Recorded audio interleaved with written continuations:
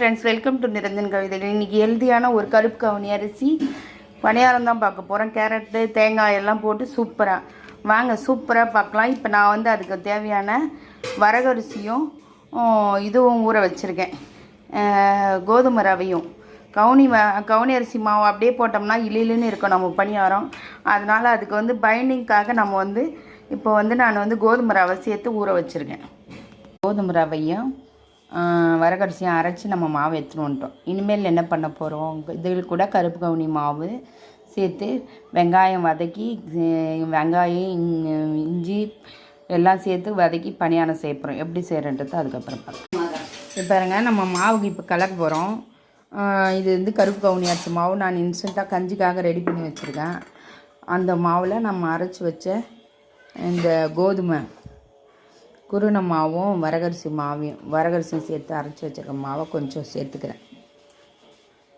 போதும், இந்த அளவுக்கு சேர்த்தா போதும்.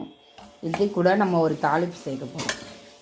நம்ம கவுனி அரிசி இதுவுக்கு கார பணியாரத்துக்கு தேவையான தாளிப்பு ஒரு 2 காஞ்ச மிளகா, இதுக்கு தேவையான கொத்தமல்லி.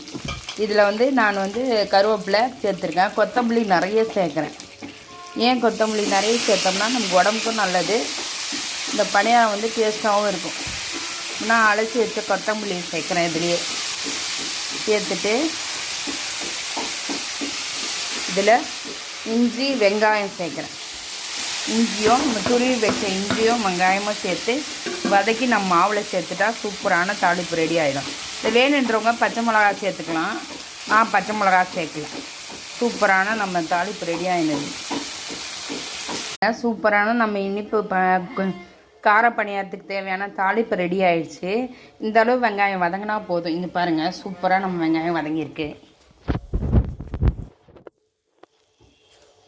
இங்கே பாருங்கள், இந்த அளவு வெங்காயம் வதங்கினா போதும். நமக்கு